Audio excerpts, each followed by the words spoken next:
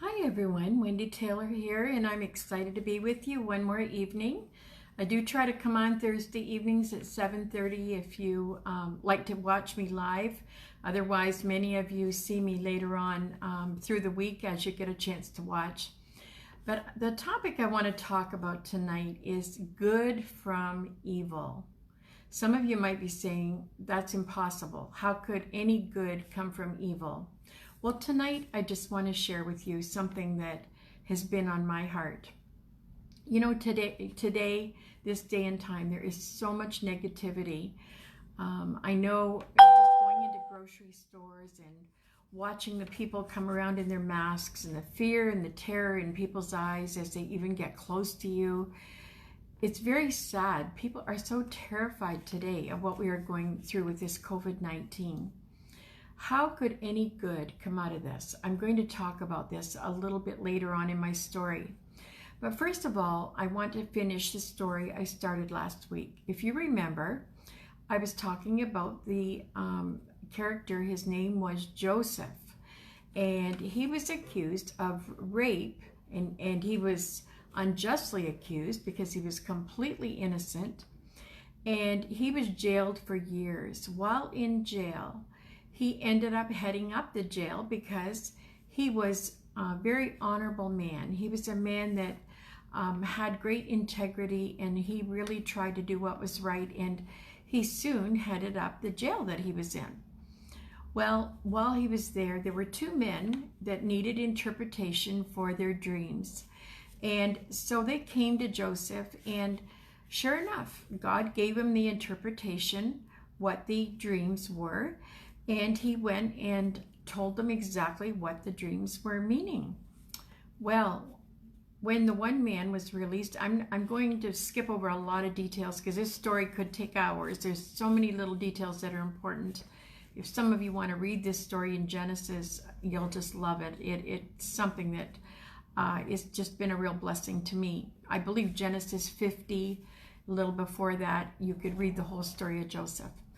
Well, the baker was let out of jail, and what happened was he just got out of jail, and all of a sudden he was serving the king again, and Joseph had told him before he left, he said, "Don't forget about me in jail." He said, "Tell the king I'm still here." Because Joseph was really loved by the king, and even though they felt that he did this horrible thing of trying to sleep with his master's wife, which he did not do. They felt that he was in jail for good reason, and I think they forgot about him. Well, anyway, Joseph waited and waited 2 more years. The baker got out of jail, nothing happened. But all of a sudden, one day the king said, "I've had a dream, and I wish somebody could interpret it for me." Well, the baker all of a sudden remembered Joseph, and he said, "You know what? I know a man who could interpret your dream, and his name is Joseph." And so the king said, "Bring him here." And sure enough, once he told Joseph the dream, Joseph was able to tell him exactly what it meant. And what the dream basically said was, there's going to be 7 years of plenty with lots of food. We're going to be very blessed and prosperous. Our country will be. But then there will be 7 years where there'll be a famine, and people will not have enough to eat or even to buy things. It's going to be a starvation time for a lot of people. So we need to save up during the 7 years of plenty and prepare for the other years. Well, the king thought it was a great idea. He believed everything Joseph said. And he said, "Who am I going to put in charge of this?" And as he looked around, he thought, "I don't have anybody capable of doing this." But then he thought, what about Joseph? He was seen to be a man of integrity. He's the one that interpreted the dream. So he said, "Joseph, why don't you take charge?" Well, Joseph did, and he became the second person in command in all of Egypt. The king was first, and Joseph was second. He got the people to bring food. They stored it for 7 years. And after 7 years, when the drought started and there was a famine in the land, the countries all around Egypt were also starving to death. And that also brought his brothers to Egypt to try to buy food. Now, they did not know Joseph because Joseph was about 15 years old when they first took Joseph and threw him in a pit, and then they sold him to the Egyptians. It's quite a story. So when they came to buy food, Joseph spoke to them, but he knew them immediately, of course, but they didn't know him. And so they talked to him, and it wasn't long. Joseph sat down to dinner with them, and he finally introduced himself. Well, when they found out who Joseph was, they were frightened. They thought, you know what? If Joseph, since he has such power in Egypt, he could throw us all in jail for what we did to him. So they were very frightened. Well, finally, Joseph, he explained to them who he was, and he said to them, what you meant for evil, God meant it for good. Here the brothers thought they were getting rid of Joseph. They were so jealous of him, and they thought that they had done terrible harm to him, and that he was going to get even with them. But that's not the way Joseph operated. He just felt that he needed to forgive them, and he said, you know what? God brought this about for good. He had a purpose.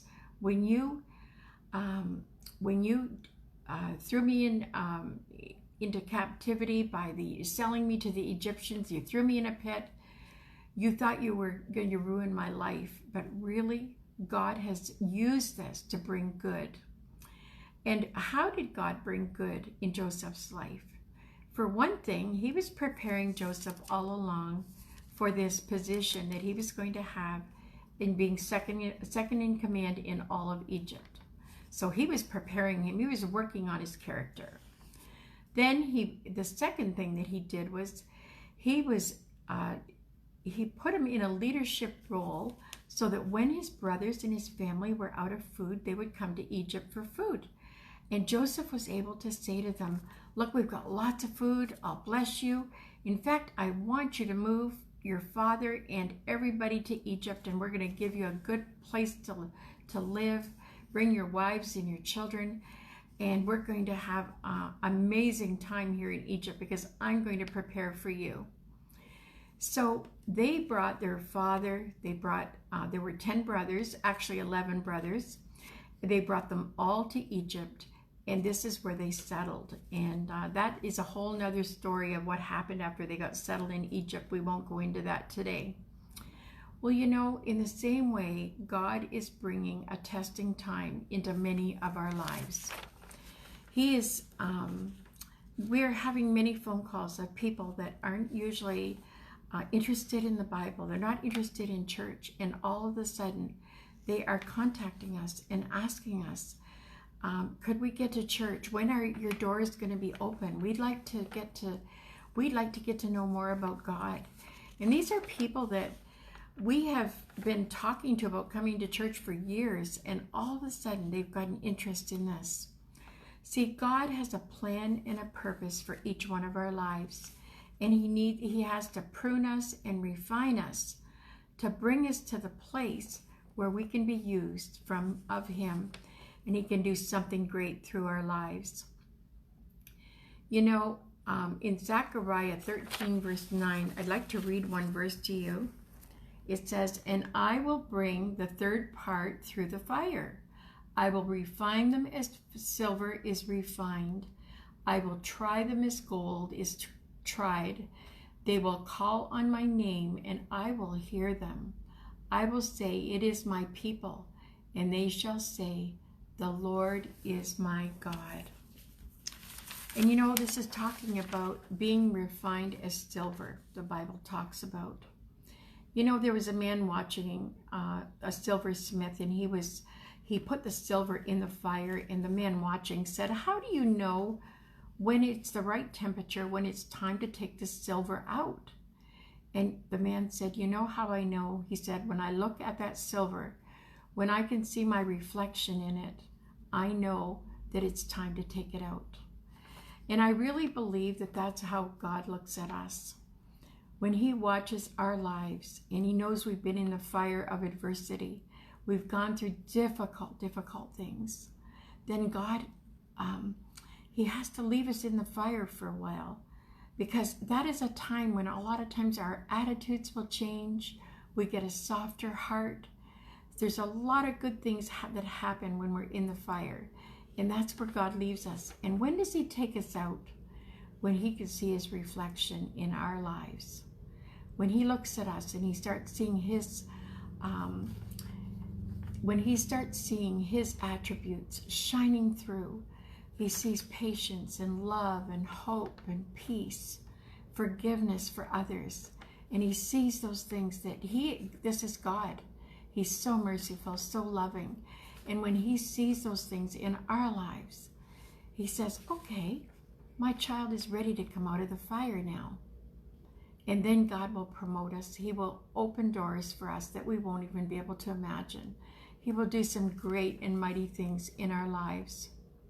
So he'll take the pain, and he'll take the confusion, the unforgiveness, the bitterness, all the things that we are holding inside, and in place, God will replace it with his love and mercy and kindness and his patience with us, his forgiveness. And he will give us all of those attributes in exchange for the confusion and everything that we give him. So this is how something good can happen from something evil. You know, there was a song that was, we used to sing years ago, and I almost was going to sing it, but I think I'm going to just read it to you tonight. And some of you that are more my age will remember this song, and it went, something beautiful, something good. All my confusion he understood. All I had to offer him was brokenness and strife. He made something beautiful of my life. And that is what God has done for each one of us when we come to him and surrender our lives to him. We give him our brokenness, we give him our pain, our confusion, and instead he takes all that junk out of our lives. And sometimes we have to go through the fire for a while, but then he replaces it with his love and his mercy and his forgiveness. He gives us a peace that passes all understanding. Even times when you may not understand, you might think, I've just gone through too much. Like, there's no way I can have peace. Trust me, we can have peace even through the most difficult things that we go through when we put our trust in God. So I'm going to end with this, and I just hope you have an awesome week. Don't forget to share this with your friends, like it, subscribe on YouTube. We have it on all our little messages on YouTube now, and I hope you are having an awesome week, and I will talk to you again next Thursday at 7:30. So we'll talk to you later. Bye-bye.